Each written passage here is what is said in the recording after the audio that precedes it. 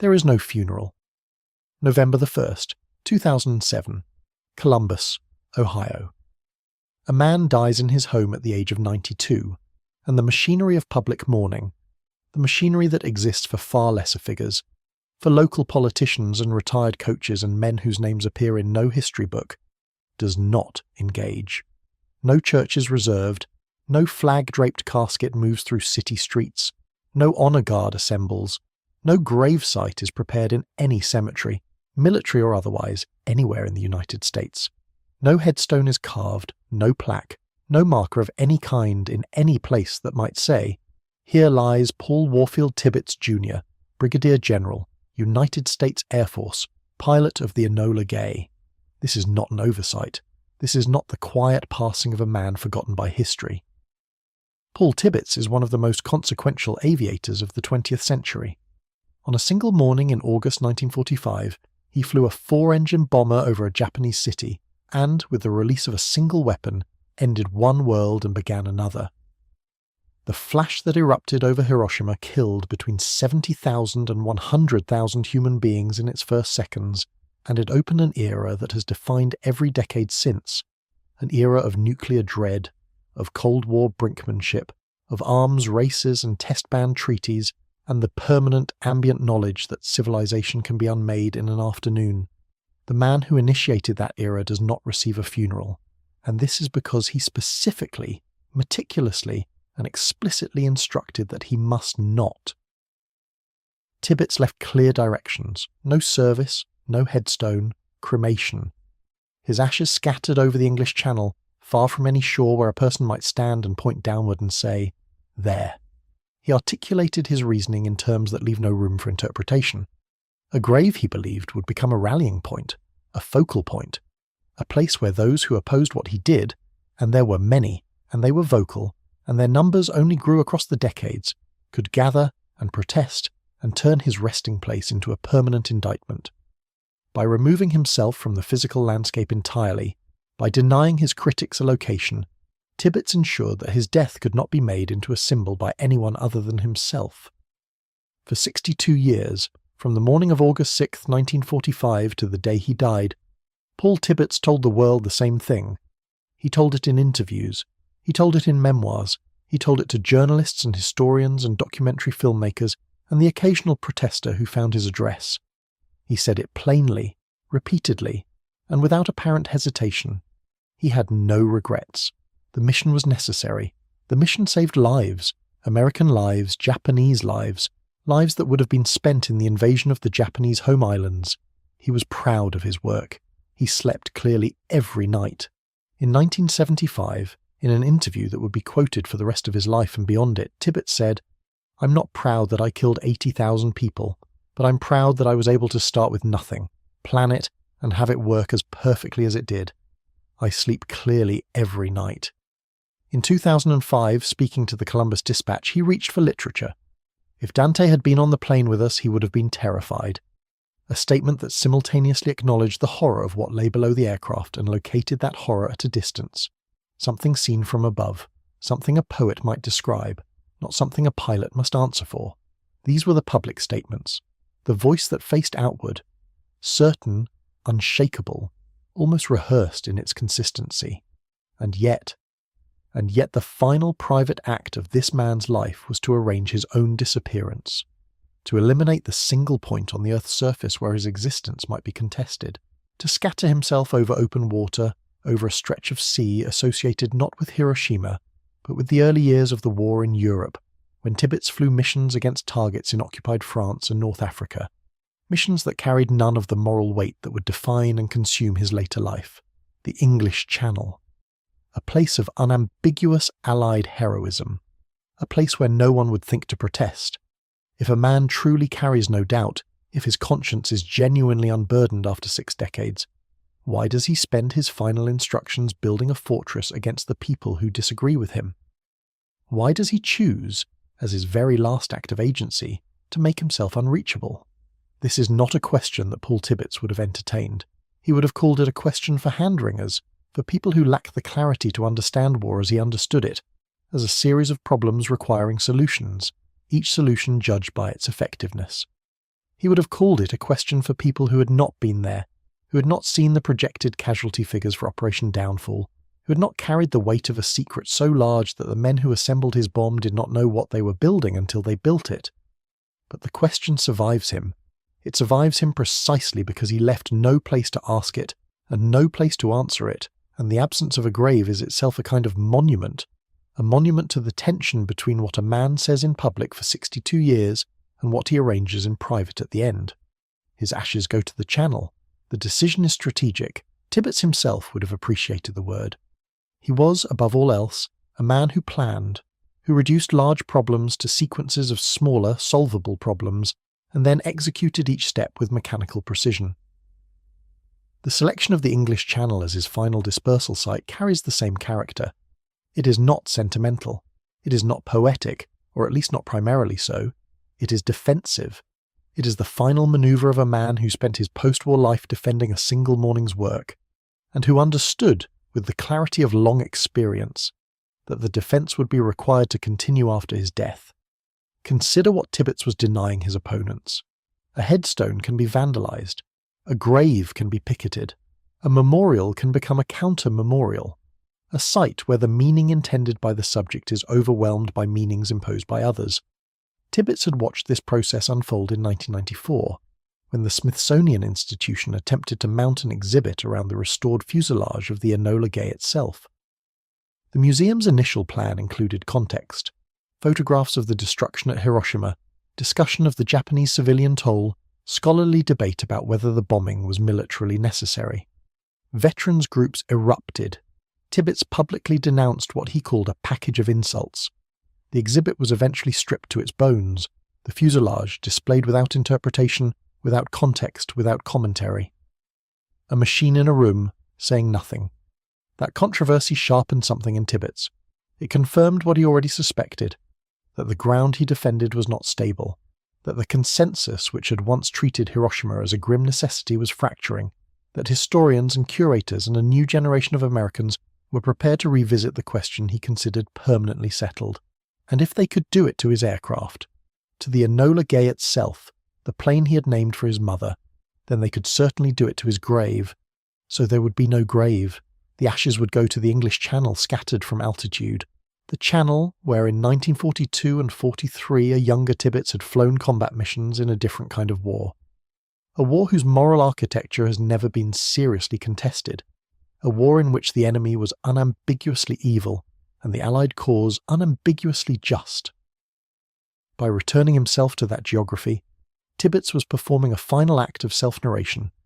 He was insisting, one last time and without words, that his story began not over Hiroshima but over Europe, in the uncomplicated heroism of the air war against Nazi Germany. He was choosing which chapter of his life to rest in, and the choice tells us something. It tells us that Tibbets understood, could not fail to understand, after 62 years of defending himself, that Hiroshima was not the English Channel, that the moral clarity of one theatre could not simply be transferred to the other by an act of will, that the bombing of a city full of civilians, however justified by strategic calculus, occupied a different position in the human conscience than the bombing of a submarine pen in occupied France. He knew this.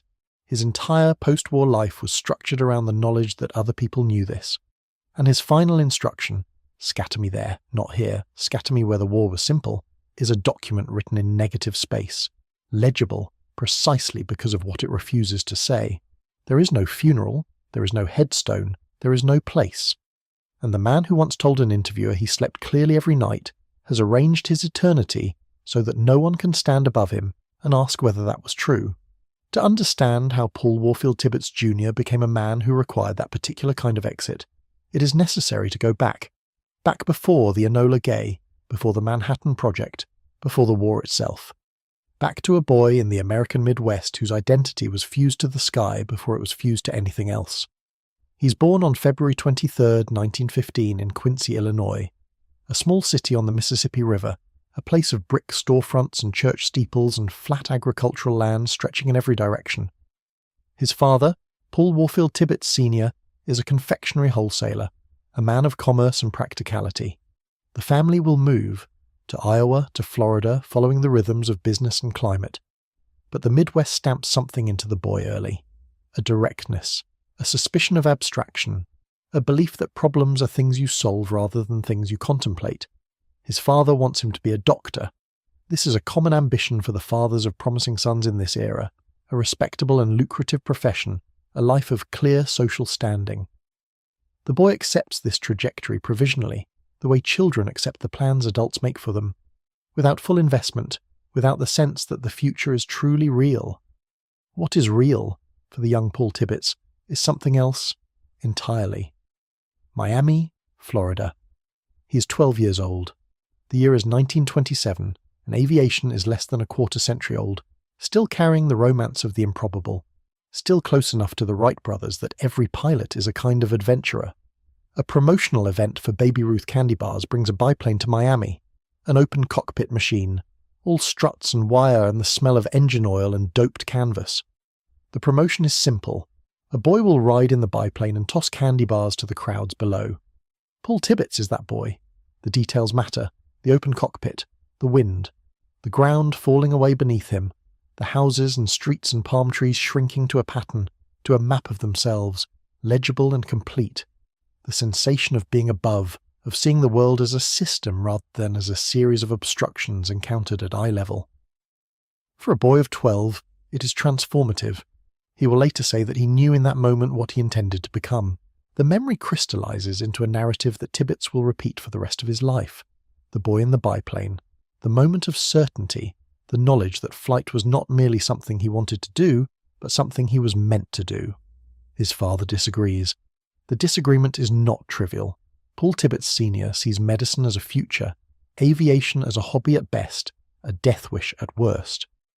In the late 1920s, aviation is still dangerous, still unprofitable for most who attempt it, still populated by barnstormers and mail carriers operating on razor-thin margins.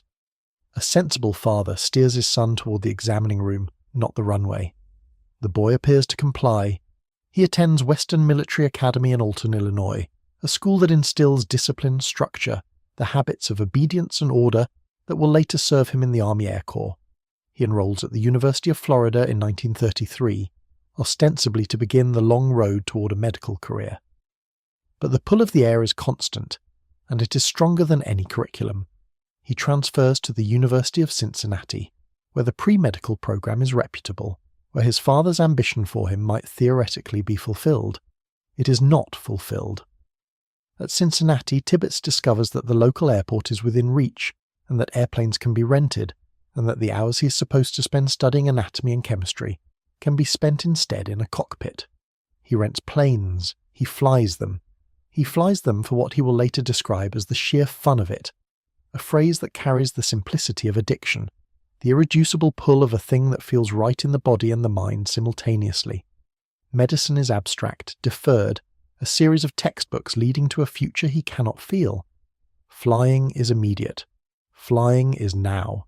Flying is the self, extended into 3 dimensions, navigating by skill and instinct, and the mechanical sympathy between a pilot's hands and the machine that answers them. In 1937, Paul Tibbets withdraws from the University of Cincinnati. He does not consult his father. He does not negotiate or compromise. He enlists in the United States Army Air Corps, choosing the sky over the examining room with a finality that closes one door and opens another. A door that will lead, eventually through a sequence that no one in 1937 could possibly imagine, to the cockpit of a B-29 over a Japanese city at 31,000 feet. He earns his wings at Kelly Field in San Antonio, Texas in 1938. The training is demanding. Kelly Field is one of the primary advanced flying schools in the pre-war Air Corps, a place where competent pilots are refined into exceptional ones, and where those who lack the aptitude are washed out without sentiment. Tibbets does not wash out. He excels. The qualities that will later define his career, precision, methodical thinking, and almost mechanical calm under pressure, are already visible. He's not a flamboyant pilot, not a showman, not one of the daredevils who push aircraft to their limits for the thrill of it. He is something more useful, and in wartime something more dangerous. He is reliable. He is exact. He approaches flying not as an art but as an engineering problem, each variable controlled, each contingency anticipated, each maneuver executed with the minimum necessary input and the maximum possible effect. By the time the United States enters World War II in December 1941, Tibbets has been flying for the Army Air Corps for 4 years. He is not a novice. He is not a fresh-faced boy pulled from a training squadron and thrown into combat. He is a seasoned aviator with thousands of hours in his logbook and a reputation that extends beyond his immediate unit.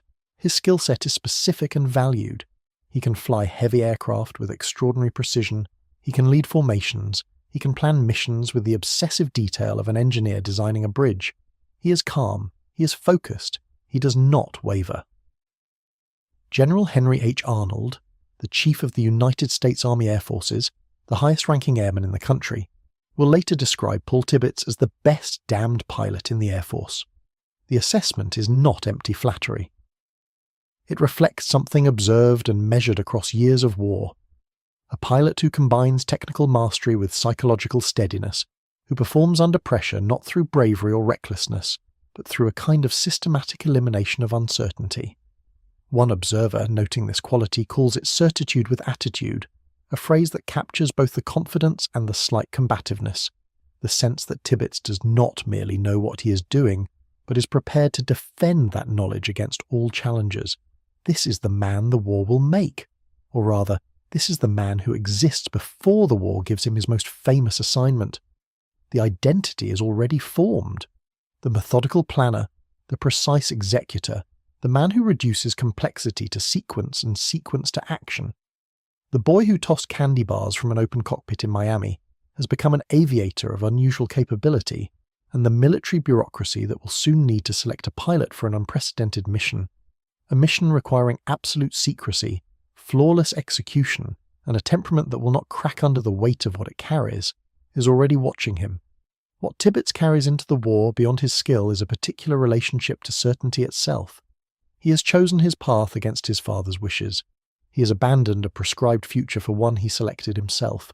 He has wagered his life, his social standing, his family relationships, his economic prospects, on a single conviction, that he belongs in the air, that flying is his purpose, and that he is correct about this in a way that overrides all other considerations.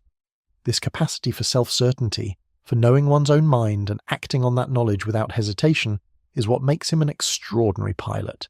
It is also, perhaps, what will make him capable of the thing that waits for him at the end of this trajectory, and what will make him capable of defending that thing publicly and without apparent doubt for 62 years. But that is later. In 1938, in the bright Texas sun at Kelly Field, none of this exists yet. There is only a young man with new wings on his chest, and a future that feels open and uncomplicated, a future measured in flight hours and promotions and the simple physical joy of lifting a machine off the ground and holding it steady in the clean air above the earth. The war in Europe is coming. It will arrive first as radio reports and newsreel footage, then as a mobilization that transforms the Army Air Corps from a modest peacetime force into a vast industrial enterprise of destruction.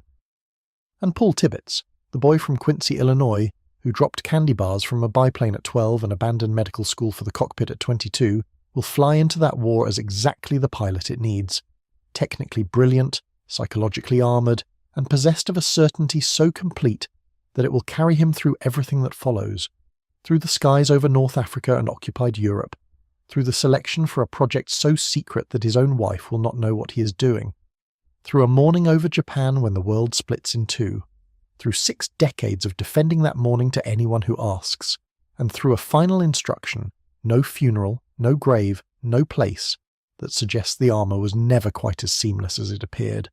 The Channel waits for his ashes, but first there is a war to fly. The war over Europe comes to Tibbets not as a distant emergency, but as a standing assignment.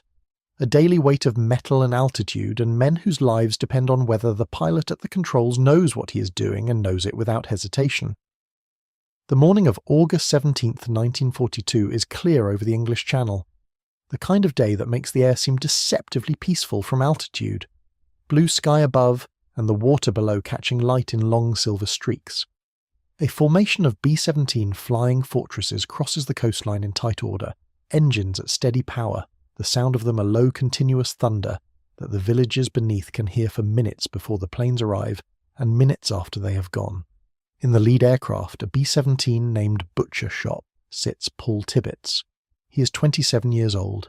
He is about to pilot the first American daylight heavy bomber mission against German-occupied Europe, and he approaches this fact as he approaches all facts, with attention to the task, not the history of it. The distinction matters. There are pilots who feel the weight of a historic moment pressing down on them, who understand that they are doing something that will be recorded and discussed for decades, who experience that understanding as a kind of gravity. And there are pilots who encounter that same moment as a sequence of checks, decisions and executions that need to be performed with precision. Tibbets belongs to the second category. The symbolic freight of being first does not appear to interest him. What interests him is whether the aircraft is trimmed correctly, whether the formation holds its spacing, whether the target will be reached at the right altitude and the ordnance dropped on the right heading. He has been in the European theatre since 1942, commanding the 340th Bombardment Squadron of the 97th Bomb Group, one of the early American units to arrive in England as the US war machine gears up for the systematic destruction of German industrial and military infrastructure. The campaign is contested among military strategists. The British, after suffering catastrophic losses in early daylight operations, have shifted to nighttime raids, and there are serious voices questioning whether the Americans are flying into the same catastrophe. The argument for daylight bombing is precision. At high altitude in clear conditions, American bombardiers believe they can strike specific rail yards and factory complexes rather than entire population centres. The argument against it is a body count. Tibbets does not resolve the debate. He flies into it. The mission on August 17th targets railroad marshalling yards at Rouen in occupied France. A logistically significant strike, not a deep penetration into heavily defended German airspace.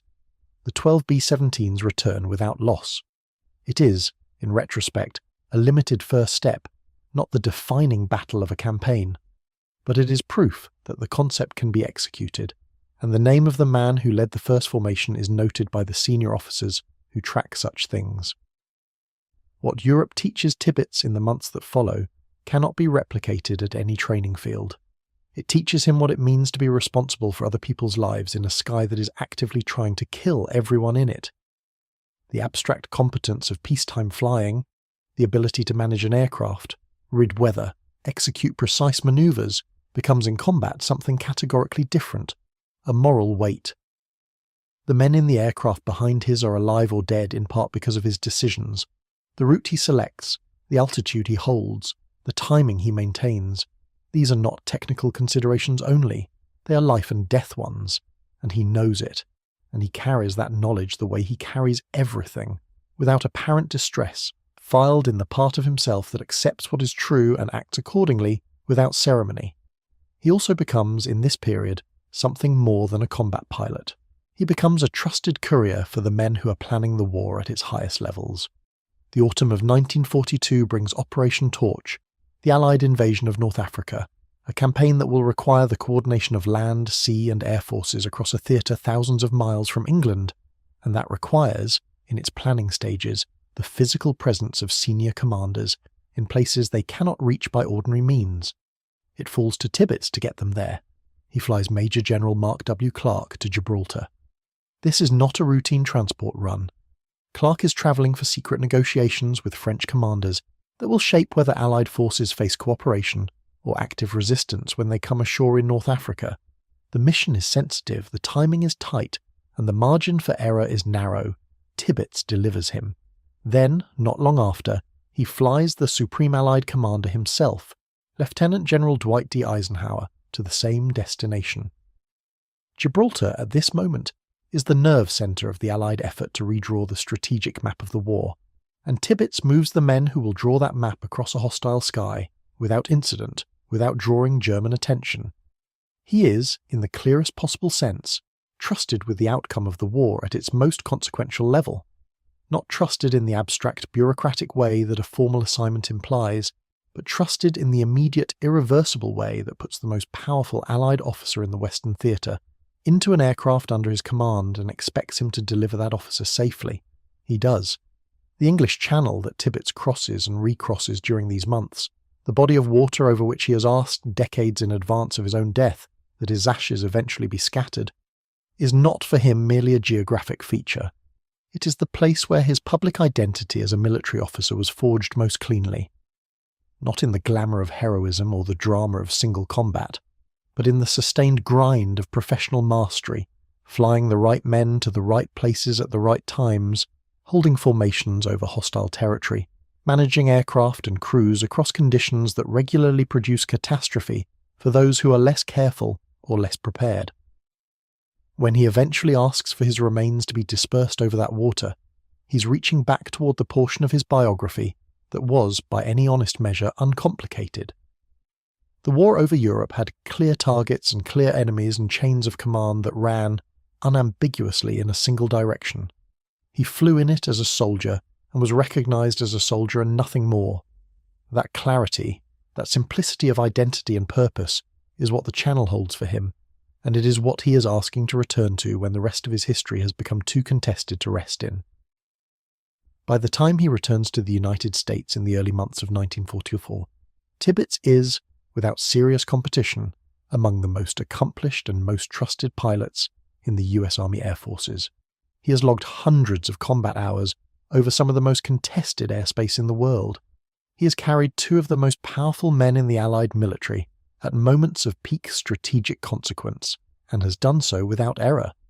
He has demonstrated, repeatedly, and under live conditions, the quality that General Arnold had named, the combination of technical excellence and psychological stability that makes a pilot not merely effective but genuinely dependable.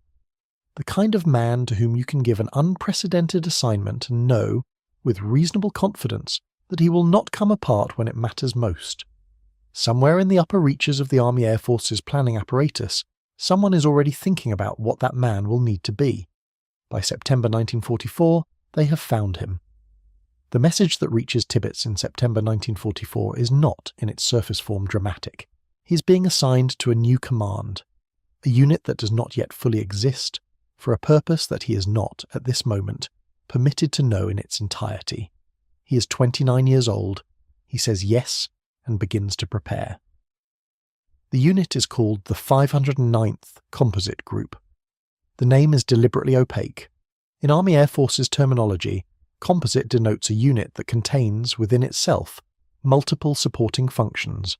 Not just flight crews, but also maintenance personnel, engineering specialists, ordnance handlers, military police, communications operators. A composite group is self-contained, designed to function as an independent organism, sealed off from the larger military structure around it. This design is not incidental. It is the fundamental architecture of operational secrecy, a unit that carries within itself everything it needs to operate, so that nothing about its actual purpose has to pass outward through the ordinary channels of supply, briefing, or personnel management. Tibbets spends the next 11 months building that architecture. He selects crews, oversees their training in the Utah desert, works with scientists and engineers whose credentials he's not always allowed to know in full, and rehearses a maneuver, a hard diving turn away from a release point at extreme altitude, again and again, over empty ground, without being told, at first, why. He learns eventually. He learns everything eventually, in the compartmented way that the project requires, and by the summer of 1945, he has moved his group across the Pacific to a coral island called Tinian, a flat expanse of runways and Quonset huts carved out of jungle by Navy Seabees, from which the B-29s of the 20th Air Force are already flying incendiary missions against Japanese cities. The specific mission, when it is authorized, comes with the ordinary weight of a bombing order and none of the ordinary language of one. Tibbets is to lead a small strike package, his aircraft plus 2 observation planes, against the city of Hiroshima on the southern coast of the Japanese main island of Honshu on the morning of August 6, 1945. He is to release a single weapon over the aiming point, execute the diving turn he has practiced for a year, and bring his aircraft and crew home. At 2:45 in the morning on Tinian time, the Enola Gay lifts off North Field, heavy with fuel and with a device that has been assembled, in part, in flight, a precaution against a catastrophic ground detonation on takeoff. The bomb is called Little Boy. It is a gun-type uranium weapon of a design that has never before been tested at full scale.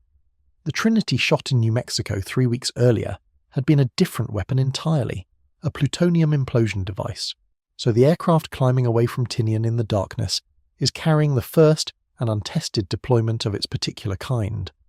The flight to Hiroshima takes roughly 6 hours. The B-29 climbs slowly to its assigned altitude, threading through weather, following a route that has been planned for months. Tibbets, in the left seat, does what he has spent the war doing.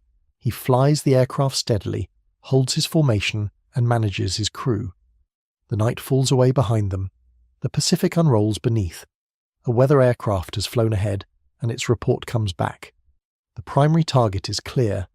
Hiroshima it will be. At 8:15 a.m., local time, over a city already awake and already at work, the bomb is released from 31,000 feet. The aircraft, suddenly lighter by nearly 10,000 pounds, wants to leap. Tibbets pushes it into the manoeuvre he has trained for, a sharp right turn, banked at what would, in an ordinary aircraft, be a punishing angle, diving to gain speed and distance. Behind him, the bomb falls for 43 seconds through the summer air over the city. Then, at 900 feet above the Shima Surgical Clinic, the actual detonation point, slightly off from the intended aiming point at the Aioi Bridge, the weapon fires.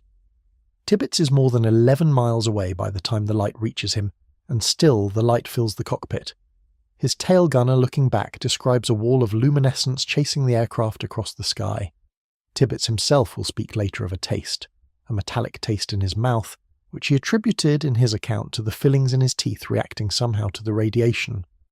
Whether that mechanism is accurate is a matter for physicists. That he remembered a taste and returned to it in interview after interview across the following decades is a matter of biography. The shockwave arrives next.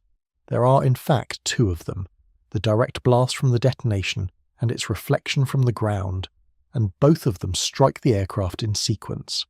Tibbets's first thought is that they are taking flak. He calls it out to the crew that way.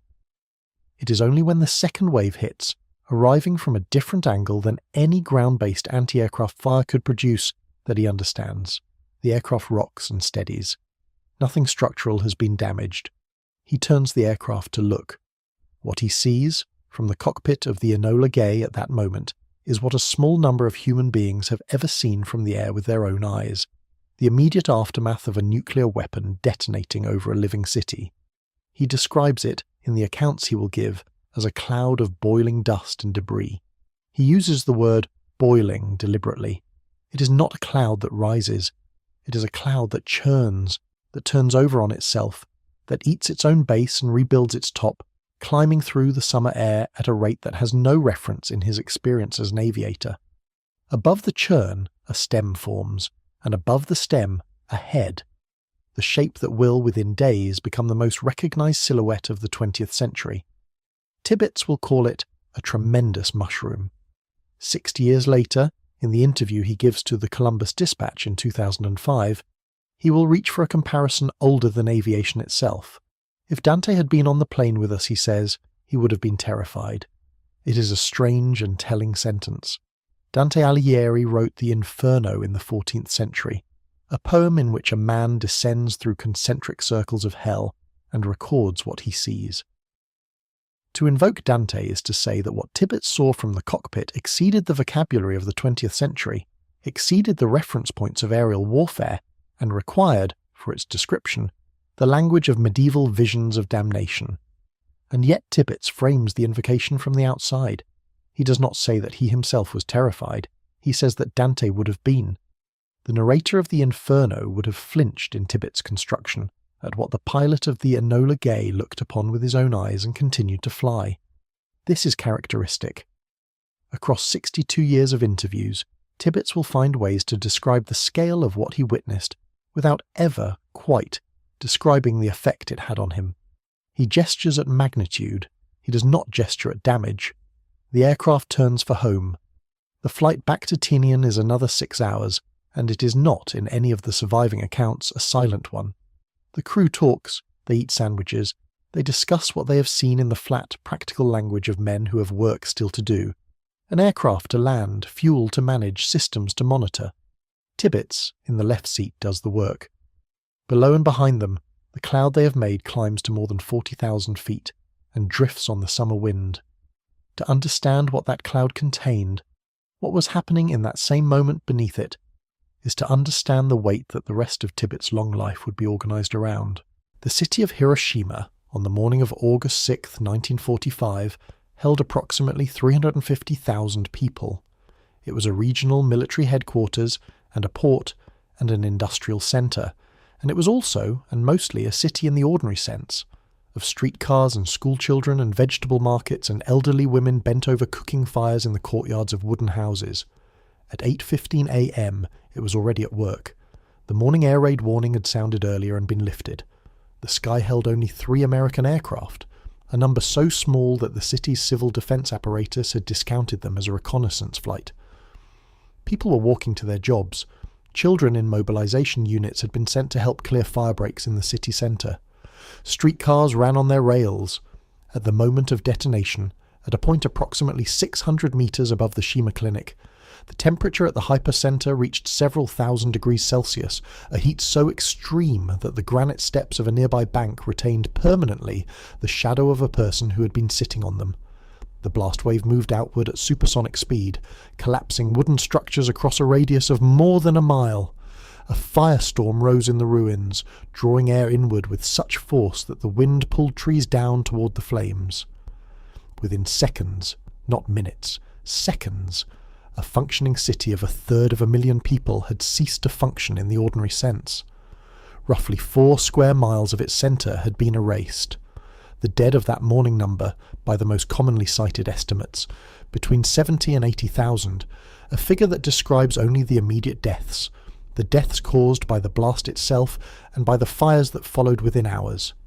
It does not describe the deaths from radiation sickness that begin appearing within days, the hair loss, the internal bleeding, the failures of blood chemistry that no attending physician in the city had ever seen before and did not at first understand. It does not describe the deaths from burns that could not be treated because the hospitals had been destroyed and the doctors killed.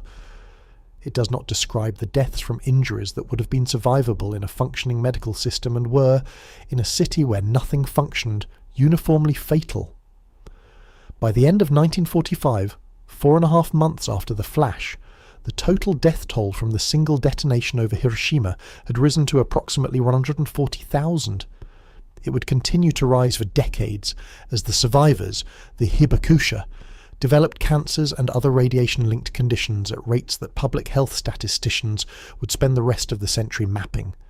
These are numbers, and numbers are, by their nature, an evasion. The 70,000 who died in the first seconds were not a demographic. They were individuals. A woman turning to face the window at the exact moment the light arrived. A child walking to school on a familiar street. A doctor beginning his rounds. A man opening a shop. A schoolgirl bending to tie her shoe.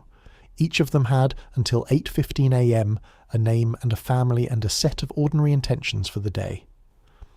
The atomic weapon does not distinguish among these people. It arrives on them simultaneously, and it treats them as a single mass. This is, in the end, its distinguishing military feature. It is not a tool that permits discrimination. Historians and moralists have argued for 80 years about whether the use of such a weapon on such a city was necessary or justified. The argument is genuine and will not be resolved here.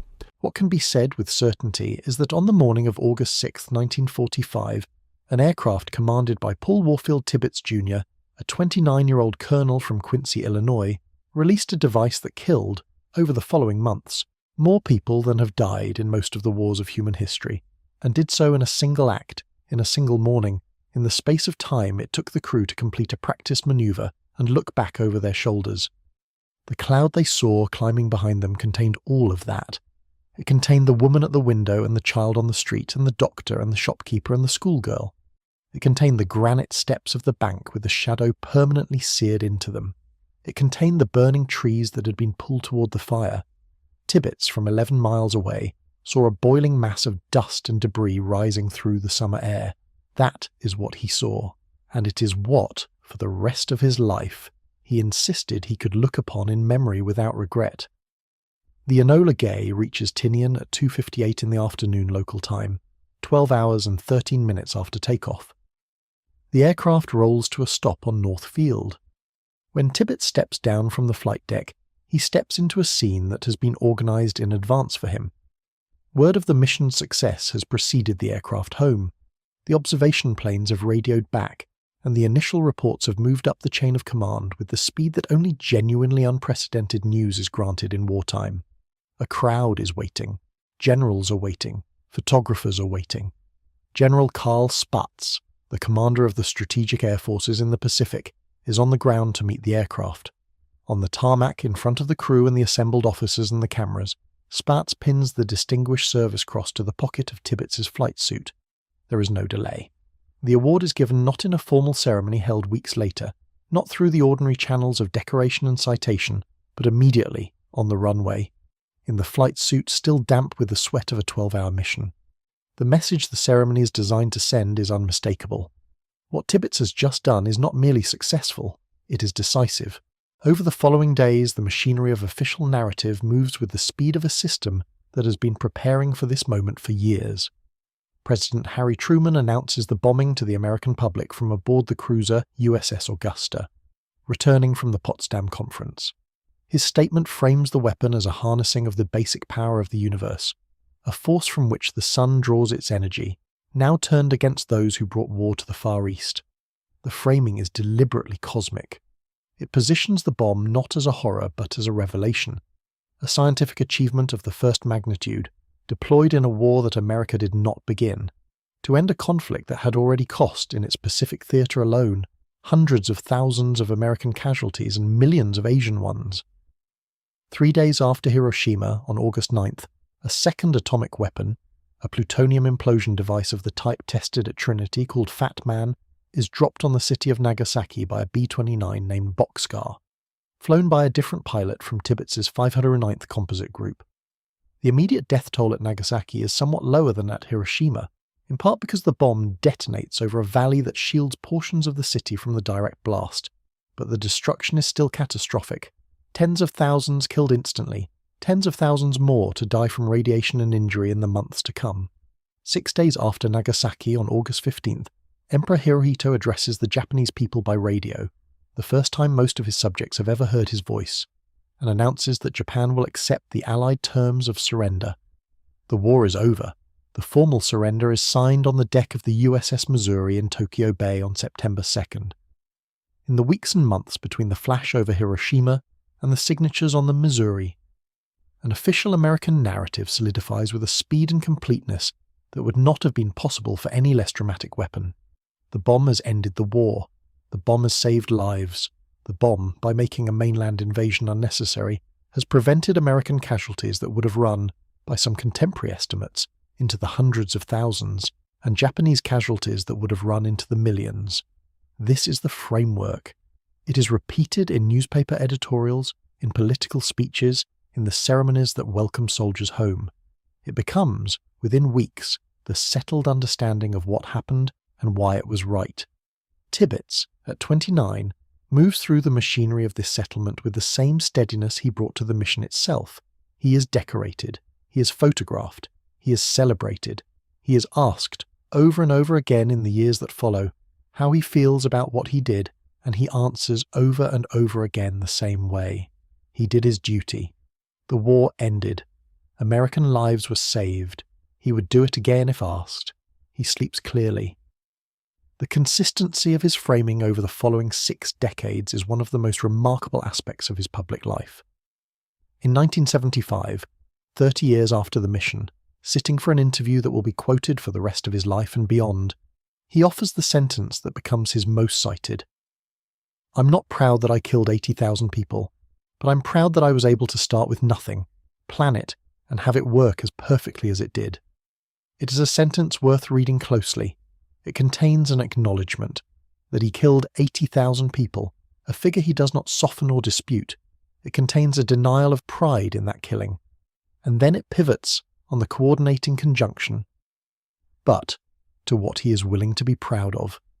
Not the outcome, but the execution, the plan, the precision. The fact that the mission unfolded from a standing start 11 months earlier, exactly as it had been designed to unfold. The pride is in the craft, not in the effect. And in that separation, pride in the how, refusal of pride in the what, Tibbets constructs the psychological architecture that will hold, without visible strain for the rest of his life. He adds in the same interview the sentence about sleep. He sleeps clearly every night. He returns to the sentence in interviews across the following decades, sometimes verbatim, sometimes in slight variations, always with the same effect, to close, in advance, the line of questioning that would ask whether the memory of the mission ever visits him in the hours when the public performance is set aside. It does not, he insists. It does not, he insists again. It does not, he continues to insist, as the interviewers age and are replaced by younger interviewers and the anniversaries pile up. The 20th, the 25th, the 30th, the 40th, the 50th, the 60th. And each anniversary brings a new round of microphones and the same steady, patient repetition of the same sentences. The mission in his telling was necessary.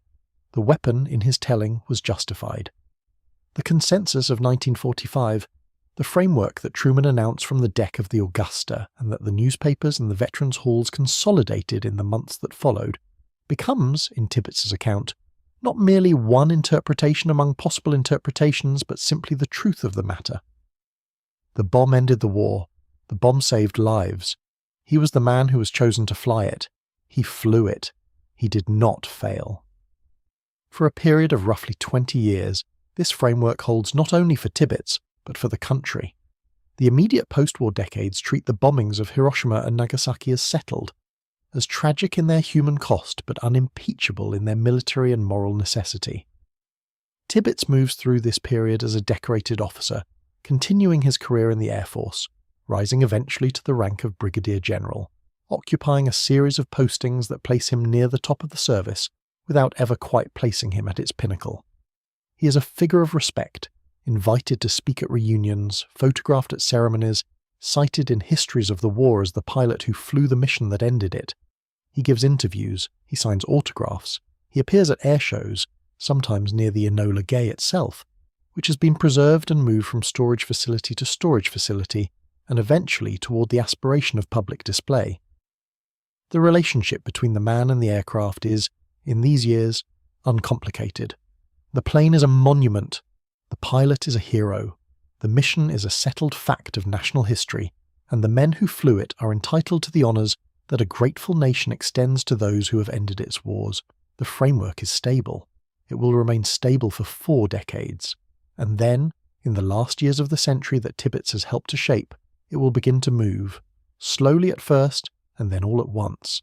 And the man who has spent his entire adult life inside a single, coherent story about what he did and why it was right, will find that the story is being renegotiated around him by people who were not born when he flew the mission and who do not share the framework within which he has organized his memory. He will respond when that moment comes with the same steadiness he brought to everything else. He will not shift his position. He will not qualify his sentences. He will repeat what he has said, and he will keep repeating it, and he will not stop until the day he dies. But by then he will also have made, quietly and in private, a decision about what should happen to his body after that death, a decision that will sit, uneasily and without resolution, next to everything he had spent 62 years saying in public. The sentence arrives in 1975, in the middle of an interview that is one of hundreds he will give across 6 decades. A journalist asks the question in the form that journalists always ask it, some variation of "how do you live with what you did?" And Tibbets answers with the sentence he has been carrying, in one form or another, since the morning of August 6, 1945, when the shockwave of the bomb rolled back through the fuselage of the Enola Gay, and he felt, rather than heard, what had happened to the city below. The sentence is this: "I'm not proud that I killed 80,000 people, but I'm proud that I was able to start with nothing, plan it, and have it work as perfectly as it did." Spend a moment with the grammar of it. The sentence is built on a pivot, the word "but," which in English grammar signals a correction, a reversal, a more important clause to follow. The first clause is a concession. He does not take pride in the death toll. The second clause is the affirmation he takes pride in the execution. The pivot between them performs a kind of rhetorical surgery on the event itself, separating the act from its consequence, the planning from the dying, the professional excellence from the 80,000 bodies in the rubble of a city that, 30 years earlier, most Americans could not have found on a map. It is a statement of extraordinary precision. It is also, examined closely, a statement that sidesteps the moral question entirely. He is not saying he feels grief. He is not saying he feels justified in the deaths. He is saying carefully and with the exactitude of a man who has thought very hard about the exact contours of what he will and will not claim, that his pride belongs to the operational achievement and not to the casualty count. The deaths are in the sentence, but they are in the concession, the clause that the word "but" exists to set aside. This is the architecture of the public position. It has the appearance of candour. He acknowledges the killing, puts the number in the sentence, refuses to pretend the bomb was a bloodless technical event, while keeping intact a core claim that resists challenge, that the planning was his, the execution was his, and that both were done with excellence. The moral accounting, whether the 80,000 deaths were justified, whether the bomb was necessary, whether a man who flew this mission carries an obligation that persists beyond the context of the war, is precisely what the sentence does not address, because the sentence does not need to. The sentence is not a moral argument. It is a description of professional pride, and it has the advantage of being, on its own terms, essentially unassailable. The 509th Composite Group trained for 18 months. The mission flew without incident. The bomb performed as designed. On those narrow technical grounds, Tibbets is correct. He started with nothing. He planned it. It worked. The interviewers, across the decades that follow, will try repeatedly to open the space between the concession and the affirmation, to widen the gap between "I'm not proud that I killed 80,000 people" and the pivot that follows it to press Tibbets on whether that first clause costs him anything in the hours when the recorder is off. He does not let them in. He closes the gap with the same sentence, the same tone, the same patient repetition of the same framing. He does not grow angry when the question is asked. He does not flinch. He answers it so steadily, so consistently, that the steadiness itself becomes a kind of statement, a demonstration in real time that the position is not provisional, not strategic, not constructed for the public occasion and then quietly revised in private. Also, the performance insists. He slept well, he would say in various iterations across various interviews in various decades. He had no nightmares. He would do it again. The mission was necessary. The war was ended. American lives were saved. By the time he gives the 1975 interview, he has been saying versions of these sentences for 30 years. He will say versions of them for 32 more. The 30th anniversary of the bombing brings journalists. The 40th brings them again, with somewhat different questions, reflecting a generational shift in which the war is no longer living memory for the reporters asking the questions, but history, something they have read about rather than lived through. And the distance produces a different register of inquiry, more sceptical, more inclined to weigh the bomb's human cost against its strategic necessity. Tibbets adjusts for none of it. The answers are the same. The framing is the same. The grammar is the same. The 50th anniversary in 1995 will bring the largest public reckoning of his lifetime with the meaning of what he did. But before that reckoning, there are 3 more decades of a quieter kind of life. A life that represents, in its own way, a choice about how to inhabit an identity that most people who carry it cannot set down, and most people who encounter it cannot forget. He retires from the Air Force on August 31, 1966, with the rank of Brigadier General. He is 51 years old. He has spent 29 years in uniform. He has flown more types of aircraft than most aviators will see in a career, commanded units at every level from squadron to group, served in theatres across Europe and the Pacific, and carried since the morning of August 6, 1945, a singular distinction that no one else on Earth shares. He is the man who dropped the first atomic bomb used in warfare. This distinction will never leave him. He will be introduced at dinners by it, identified in newspaper captions by it, remembered at veterans' gatherings primarily for it. He is, in the public imagination, defined by a single morning out of the approximately 18,993 mornings of his life. He moves to Columbus, Ohio. Columbus is not a city of monuments. It is a city of middle distance, the kind of American city that exists between the famous and the anonymous, large enough to sustain civic institutions and a functioning downtown, quiet enough that a man of a certain prominence can live there without constant intrusion. Tibbets chooses it deliberately, the way a man of his temperament chooses most things. Not dramatically, not with visible statement, but with a careful attention to what the choice makes possible. Columbus will allow him to be a recognizable figure without being a spectacle. He can give interviews when the anniversaries come and return, when they have passed, to the routines of a private life. He joins Executive Jet Aviation, a Columbus-based company operating in the then new and rapidly expanding business of private charter flight. The work is aviation, the craft he has spent his life mastering, but scaled entirely away from the institutional weight of military command, the surveillance of national attention, the ceremony that has marked his public appearances since the war.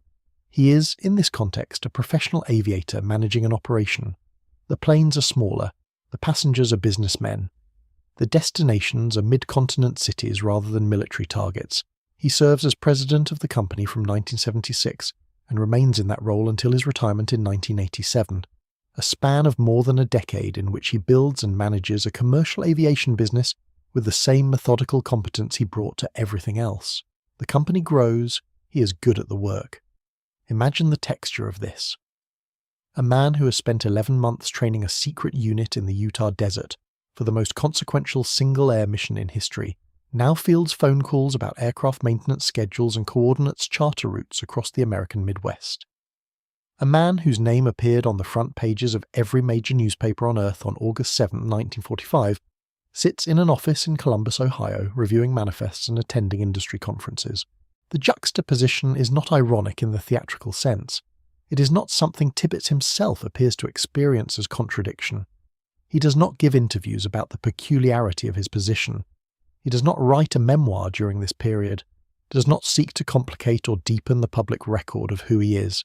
He does the work, he manages the company, he attends, on the appropriate anniversary, the appropriate ceremonies, and gives, to the appropriate journalists, the appropriate interview, and the appropriate interview is always, in its substance, the same interview. The question changes in emphasis and register as the decades pass. In the 1970s, it carries the shadow of Vietnam, which has made American military morality newly contested terrain, and the interviewers are more adversarial, more inclined to press him on what a different generation might call the ethics of mass civilian casualties. In the 1980s, it carries the anxieties of the nuclear arms race, which has given the bomb a new public meaning as existential threat rather than historical event. But Tibbets meets each inflection of the question with the same steadiness. He does not adjust his framing for the moment. He does not acknowledge the shifting currents of public opinion as though they have any bearing on the facts as he understands them. The bomb ended the war. The war would have cost more lives than the bomb did. He was the pilot chosen to fly the mission. He flew it. He would fly it again. What does it cost a person to say the same thing, without qualification, for 62 years? This is not a rhetorical question. It has a real answer, or at least a real shape to the answer, and the shape becomes visible only in retrospect, only when the full arc of his life is visible, and the private decisions can be set against the public statements. What it costs is not visible in the interviews themselves, which are remarkable precisely for their consistency, and for the absence of visible strain. Tibbets does not appear to be suppressing doubt. He does not appear to be performing certainty in the way that performers of certainty sometimes appear, with a brittleness that betrays the effort of the maintenance. He appears to genuinely inhabit the position. The question is whether inhabiting a position for 62 years, repeating it under every form of challenge and across every shift in the cultural climate, is itself a kind of work, an ongoing active labour of self-construction that a man of his disposition and training might perform so well, so continuously, that it becomes indistinguishable from simply believing what he says, or whether the labour leaves a residue somewhere in the private man that his public performance was specifically designed not to show. In 2005, 2 years before his death, he gives an interview to the Columbus Dispatch. He is 90 years old. He has been answering versions of these questions for 60 years, and he answers them still, in the same tone, with the same patience. He invokes Dante. He says, if Dante had been on the plane with us, he would have been terrified. It is, characteristically, a statement that acknowledges the horror of the scene below without conceding the moral ground. Dante would have been terrified, not Tibbets. The terror belongs to the observer of the inferno, not to the men who created it in the service of ending a war. The sentence is, like the 1975 sentence, a piece of precision engineering.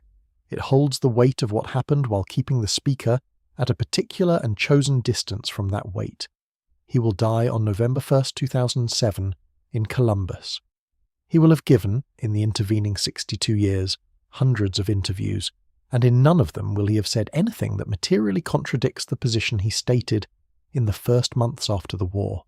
The record is extraordinary in its consistency. What is not in the record is the private instruction, the decision about what should happen to his body, the specific reasoning he gave for that decision, the fear that a marker in the ground would become a permanent gathering point for the argument he had been making without interruption since 1945. That decision is not in the interview record because he did not make it public, not in the way he made his no regrets position public. It lives in the private arrangement, in the request passed to those who would survive him. It will be there when the interviews are finished, when the anniversaries stop coming, when the question can no longer be put to him. It will be there as the thing he chose to do in private that he never had to explain in public. The thing that sits, without resolution, at the edge of the story he spent 62 years telling. But before that private instruction becomes the final word, there is 1994. And in 1994, the argument that Tibbets has been conducting across 62 years of interviews, the argument that the mission was justified, the weapon was necessary, the meaning of what happened over Hiroshima on August 6, 1945, is not open to renegotiation, becomes a full public national confrontation. The National Air and Space Museum on the National Mall in Washington is preparing an exhibit to mark the 50th anniversary of the end of World War II. The centerpiece is the restored fuselage of the Enola Gay itself, the aircraft that has been through decades of storage, maintenance, and institutional dispute about what should ultimately be done with it. The curators have titled the planned exhibit The Last Act. They intend it as a serious historical reckoning, a presentation not merely of the aircraft and its technical specifications, but of the context in which it was used. The diplomatic and military deliberations that preceded the decision to use the bomb, the human cost in Hiroshima and Nagasaki, the ongoing debate among historians about whether the bombings were necessary to end the war or whether other options remained available and were not adequately pursued. The exhibit script runs to hundreds of pages. It includes photographs from inside Hiroshima after the blast. It raises, with the measured language of academic historiography, questions about whether the decision to bomb the city was as unambiguous as the post-war consensus held. The reaction from veterans organizations is immediate and volcanic. The Air Force Association and the American Legion take the lead. Their objection is not to the display of the aircraft. They favor it, have favored it for decades, regard the Enola Gay as a monument to American military achievement, and want it displayed as such. Their objection is to the context, to the photographs of the dead and the burned and the living survivors who carry the scars of the bomb, to the raised historical questions about the decision's necessity, to what they read as a framing that positions American planners as morally ambiguous actors in an event whose moral clarity was, in their view, established by the facts. Japan had not surrendered. An invasion would have been catastrophic. The bomb ended the war. The exhibit script in their reading subordinates this truth to a revisionist sympathy for Japan that dishonours the men who fought, the men who died, and the men who flew the missions that ended the killing. Members of Congress take up the cause. The museum's director, Martin Harwitt, becomes a public figure against his will, the target of congressional letters and public condemnation. The debate fills editorial pages. Veterans write in their thousands. The language of the opposition is the language of betrayal. The museum, a federally funded institution on the National Mall, a few hundred yards from the monuments to the dead of American wars, was proposing to question a decision that those veterans understood as having saved their lives or the lives of men they served with. Into this controversy, Tibbets steps with the full weight of his public authority. He has been the definitive voice on the meaning of his mission for 50 years. He is the man who flew the plane that now sits in the centre of this dispute. He calls the museum's planned exhibit a package of insults. The phrase is precise in its fury, not a considered critique but a verdict. The word package, suggesting deliberate assembly, intentional damage, a curated attack. He insists that the plane should be displayed as exactly what it is, a tool of victory, the aircraft that carried the weapon that ended the most destructive war in human history.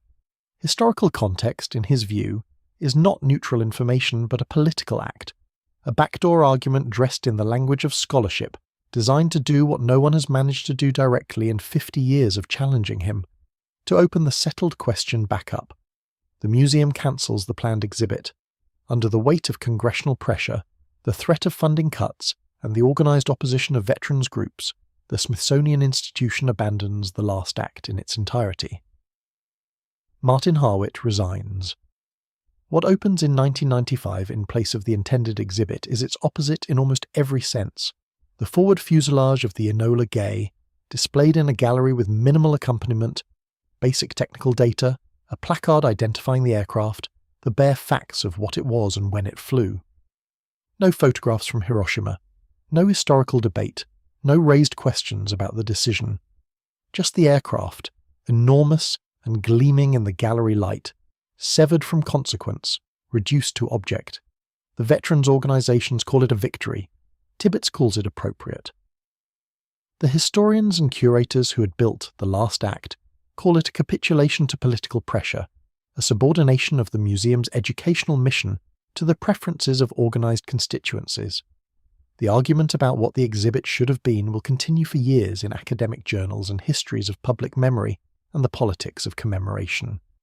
The aircraft will eventually be moved to the Smithsonian Udvar-Hazy Centre near Dulles Airport, where it is displayed today, still accompanied by relatively spare contextual commentary, its fuselage intact, its surface bearing the name that Paul Tibbets painted on it, in the hours before the mission, the name of a woman who had, decades before, told a young boy in Florida that he could become a pilot if he chose to. What the 1994 controversy reveals, and what it reveals most clearly about Paul Tibbets, is that the argument he had been conducting in interviews, the repetition of the same sentences across the same anniversaries for 50 years, was not merely personal maintenance, it was strategic. It was the public front of a war over meaning that had been running, at varying intensities since the first historians and moralists began to examine the decision to use the bomb. Tibbets understood this. He understood that the meaning of August 6, 1945 was not simply established by what happened that morning. That meaning is not fixed by events, but by the stories told about them, by the frameworks applied to them, by the questions asked and not asked, and by who gets to ask them. He had spent 5 decades applying the same framework, asking the same questions in the same order, and refusing, with remarkable discipline, to grant standing to any alternative arrangement of the facts.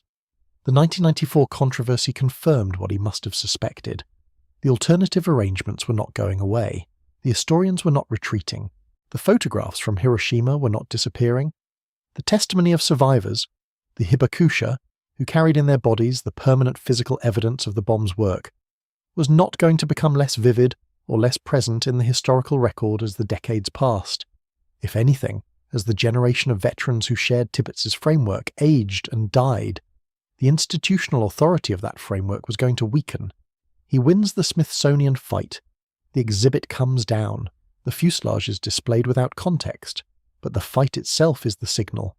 The public demonstration that the battle he's been waging across 62 years of interviews is a real battle, with real stakes, conducted against opponents who are organised and capable, and who will not simply accept the verdict of 1945 and go home. The war over the bomb's meaning is alive. It will outlast him, and the men who want to put that context back, who want to stand the photographs from Hiroshima next to the gleaming fuselage, who want to ask, in the measured language of historical inquiry, whether the decision was as unambiguous as the post-war consensus insisted. Those men will still be there when he is gone. They will be looking when he is gone for a place to stand. He already knows this in 1994. He has known it at some level for years. The private instruction he has made, the one that will ensure there is no marker in the ground, no permanent address at which his critics can assemble, no headstone that can become a surface for their argument, is not a decision made in haste or in the shadow of illness. It is made by a man who has watched the argument over his life's defining act for 6 decades, who has fought it in every available public forum, who has won most of the individual engagements and understands, with the clear-eyed assessment that characterized his entire career, that the war itself will not be won, not definitively, not permanently, not in any way that removes the question from the historical record. He cannot stop the argument from continuing after his death, but he can, in one specific and concrete way, refuse to give it ground on which to stand. The instruction itself is precise, not, "I want privacy," though privacy would have been reason enough, and any reasonable person would have accepted it. Not, "I don't want a fuss," though that too would have been understood, would have been honoured without question. The instruction is specific, and the reasoning is named. He does not want a funeral, and he does not want a headstone because he believes, he knows with the same certainty he brought to every other assessment of his life, that if there is a headstone, people will come to stand beside it who are not coming to grieve. They will come to argue. They will come with signs and cameras and prepared statements. They will come to hold the stone responsible for the history of the man beneath it, to make it the fixed coordinate of a long and bitter argument that the man himself spent 6 decades refusing to yield. He has watched this happen to other monuments, to other markers, to the Enola Gay itself, watched the meaning of an object become a contested space, a place where competing versions of history stand facing each other across the roped-off exhibit boundary. He does not want that to happen to his name cut into stone. He is not willing to give his critics what he spent a lifetime refusing to give them, a permanent address. This is worth sitting with, because it is easy to read the instruction as simply practical, the clear-eyed management of legacy by a man who understood the world he was leaving. And it is easy to read it as evidence of something more interior, more complicated, something that the 6 decades of public certainty were perhaps constructed to contain. Both readings are available, both are reasonable. The instruction does not resolve the question, it deepens it, because the question at the centre of Paul Tibbets' life is not whether he regretted what he did. He answered that question consistently and without apparent hesitation, across 62 years and an unknowable number of interviews, press availabilities, anniversary commemorations and quiet conversations with journalists who kept hoping that age or declining health or some other variable might finally loosen the answer he had been giving since 1945. He never gave them a different answer. The question is what the 62 years of answers were for. Consider the precision of the decision again. He does not say simply that he wants to be cremated.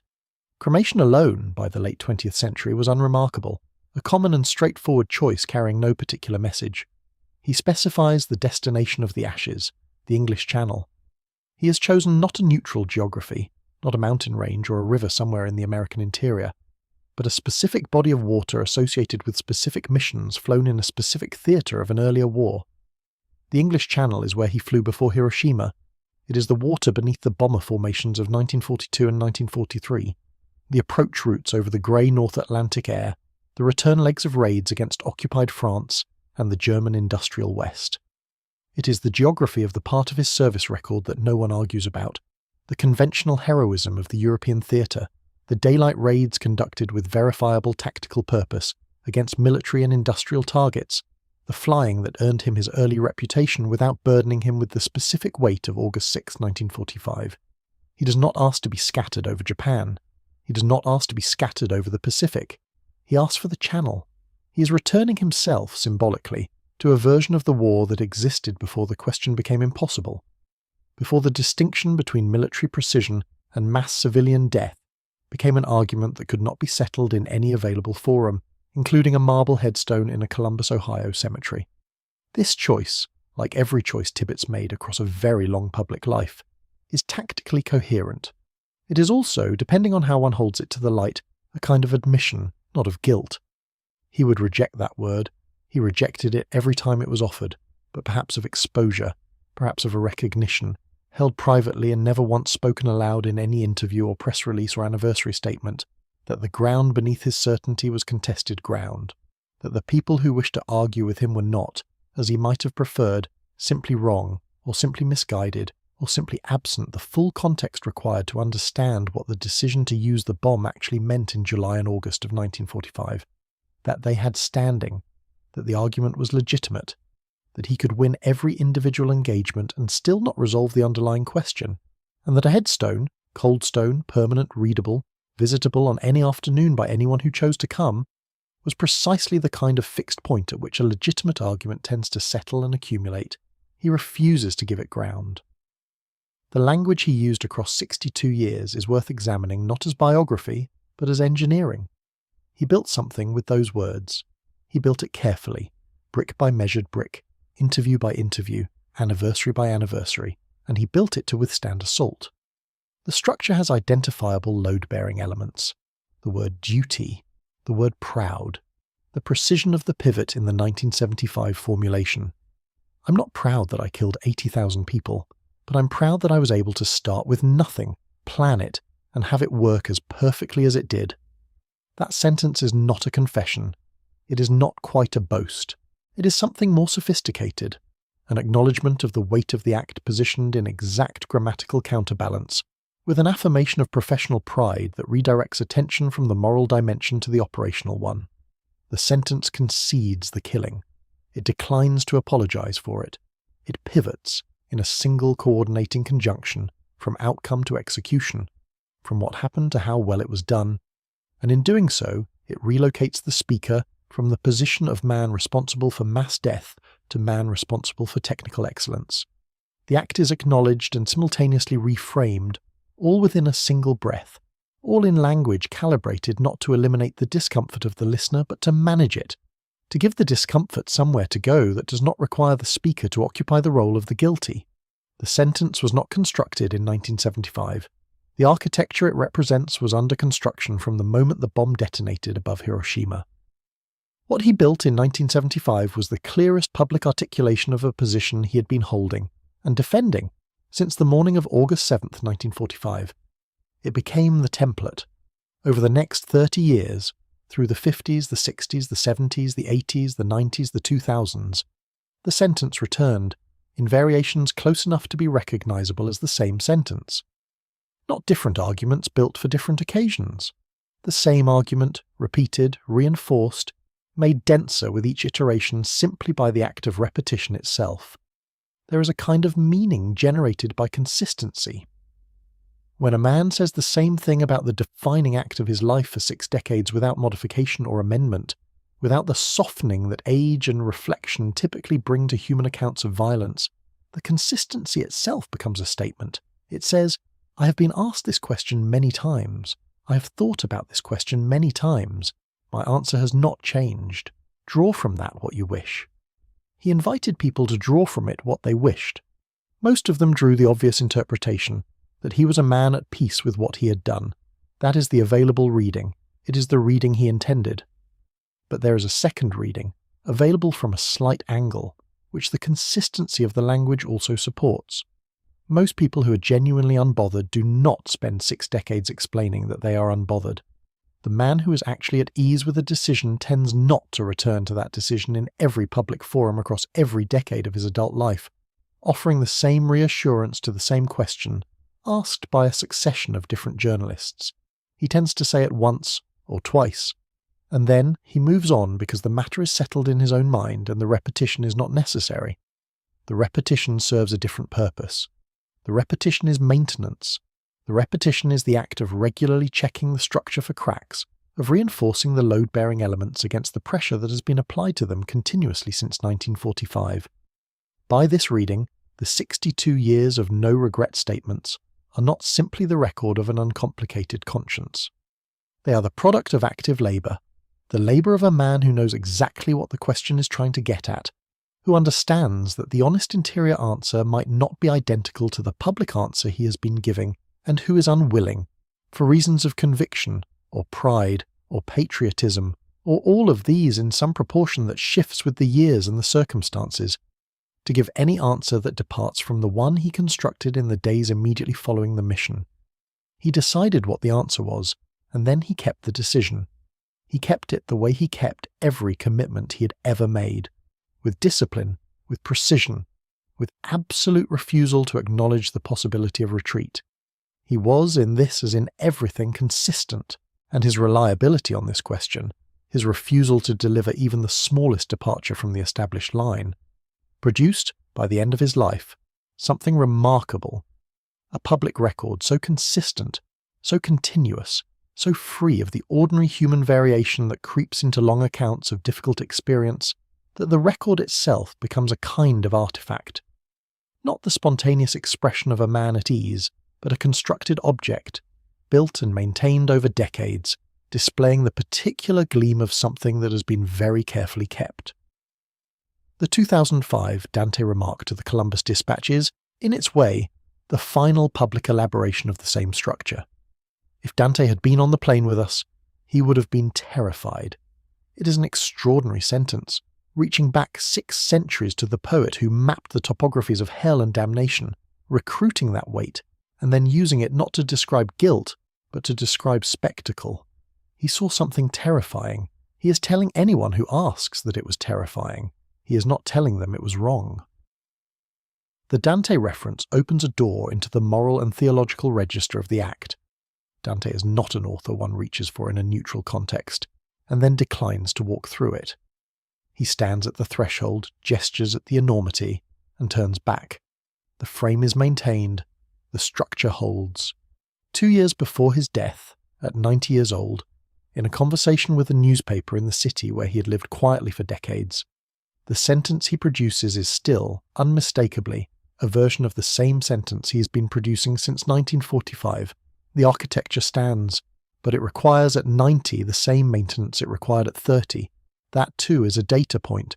He dies on November 1st, 2007. Per his instructions, there is no funeral.